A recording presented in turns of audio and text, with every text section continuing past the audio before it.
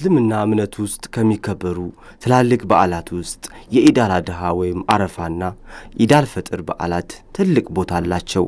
ከነዚህም ውስጥ የአረፋ በዓል በእስልምና አምስቱ መሰረቶች አንዱ ከሆነው ከሐጅ ስነ ስርዓት ወይም የአላህን ቤት ከመዘየር ጋር የተያያዘ ሲሆን የበዓሉ ስም በእስልምና ታሪክ ትልቅ ቦታ ካለው ከአረፋ ተራራ ጋር የተሳሰረ ነው። ቢስሚላሂር ረህማኒር ረሂም አልሐምዱሊላሂ ረቢል ዓለሚን ወሰላቱ ወሰላሙ ዐላ ረሱሊላህ ሰለላሁ ዐለይሂ ወሰለም። ያው ባለፈው ሮብ ዕለት እኛ ኢድ አል-አድሃ የሚባለውን ወይንም ኢድ አረፋ የሚባለውን የኢድ በዓል አክብረናል። አልሐምዱሊላህ አላህ ይቀበለን።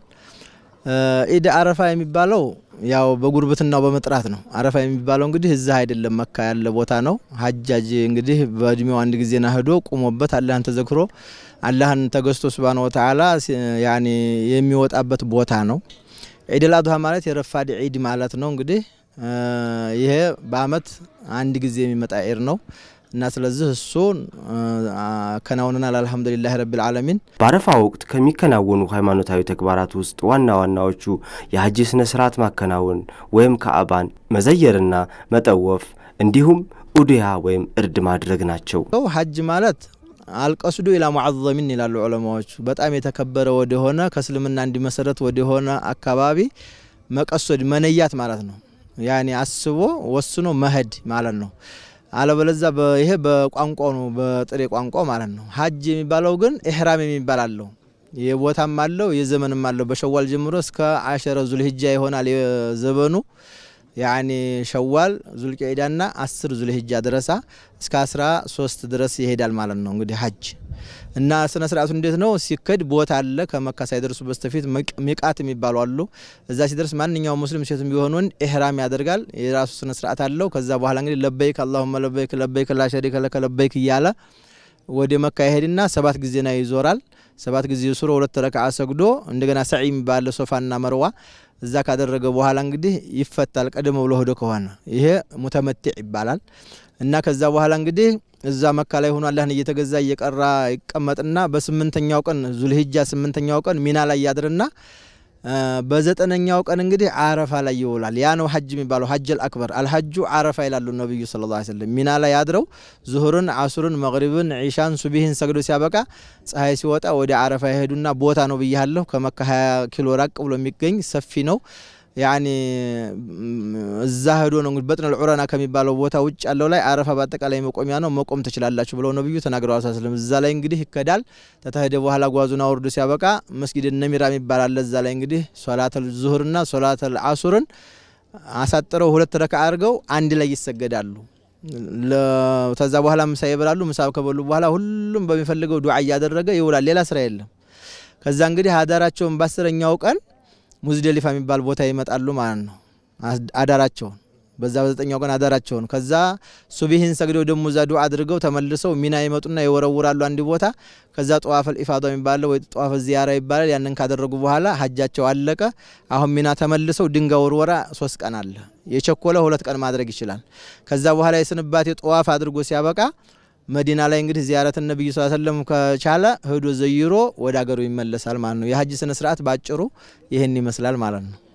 ለመሆኑ የሐጅ ስነ ስርዓት ማድረግ በእምነቱ አስተምህሮ ዘንድ እንደ ግዴታ ይወሰዳልን? ጥሩ ጥያቄ ነው። ይሄ አላህም አልዘነጋው ሱብሃነሁ ወተዓላ ወሐጁል በይት ሊመን ኢስተጣዐ ኢለይሂ ሰቢላ ነው የሚለው።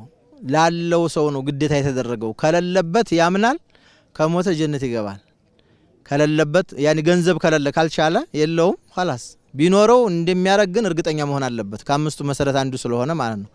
አለበለዚያ ደግሞ ባሁኑ ጊዜና ምንድነው የተደረገው? ፕሮግራሞች አሉ። የገንዘብ ለሌላቸው ሰዎች ራሱን የቻለ አንድ ክንፍ አለ ፕሮግራም። እነሱን ሐጅ የማስደረግ ስነ ስርዓት ከዓለም አቀፍ በአጠቃላይ ያኒ በተለያዩ መንግስቶች hatta የሳዑዲ መንግስትም አለበት።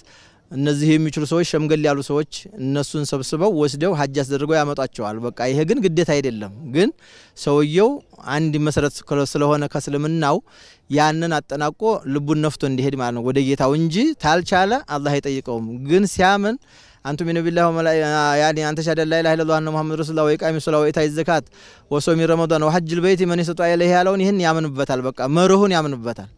ካልቻለ ቢሞት ይማራል። ችግር የለውም። አልቻለም። እየቻለ ከተወግን ከፈለገ ይሁዲ ሆኖ ይሞት ካልፈለገ ደግሞ ነሷራ ሆኖ ይሞት በማለት ነብያችን ሰለላሁ ዐለይሂ ወሰለም ዛቻ አሰምተዋል። የሚችል ሰው ቶሎ ሄዶ መንጣት አለበት። መቻል የሚባለው ደግሞ ምንድነው እዚህ በተሰቡ እስቲመጣ ድረስ የሚያስፈልገውን የሚያገኝ ከሆነ እሱ ደርሶ እስቲመጣ ድረስ የሚያስፈልገውን የሚያሟላ ከሆነ ወጅቦበታል ነው የሚባለው። 100 ሺህ 200 ሺህ የሚባል ነገር የለም። የሱ ፍላጎትና የበተሰቡ ፍላጎት ደርሶ እስቲመጣ ድረስ የተሟላ ከሆነ ወጅቦበታል ይላል።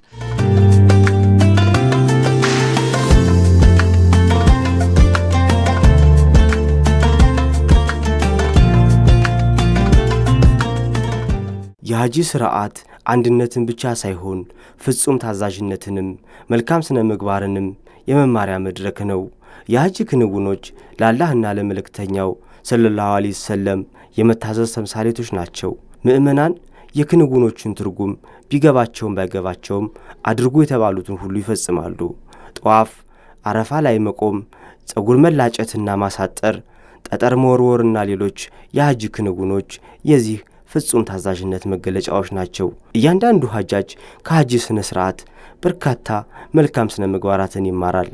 ለበርካታ ቀናት ከኢባዳ ወደ ኢባዳ በመሸጋገር ትዕግስትና ትጋትን በኢባዳ መዘውተርን ይማራል። ርህራሄና እዝነትን ይለማመዳል። ሚሊዮኖች በአንድ ቦታ ሰፍረው ከሚፈጥሩት መስተጋብርና ፍትጊያ ስሜቱን መቆጣጠር፣ ቁጣውን መግታትን ይማራል። መን ሐጀ ፈለም የፍሱቅ ወለም የርፉስ ወለም ይጃድል خرج من ذنوبه كما يعني ምንድነው የሚሉት ነብያችን ሰለላሁ ዐለይሂ ወሰለም ሐጅ ያደረገ መጥፎ ነገር የባጤ ቋጡን ሳያወራ አላህን ፈርቶ ሐጅ አድርጎ የተመለሰ ሰው ከናቱ ሆድ እንደወጣ يعني ነው ማለት ነው። ንጹህ ነው ከወንጀሉ። ወይ ደግሞ አልሐጁል መብሩሩ ለይሰ ጀዛኡ ኢላ አልጀና ይላሉ ሰለላሁ ዐለይሂ ወሰለም። ደግሞ ሸርጡ የተሟላ አላህን ፈርቶ የተደረገ የሐጅ ስነ ስርዓት ያደረገ ሰው ዋጋው ጀነት ነው በማለት ትሩፋቱን ነብዩ ሰለላሁ ዐለይሂ ወሰለም ያሳያሉ።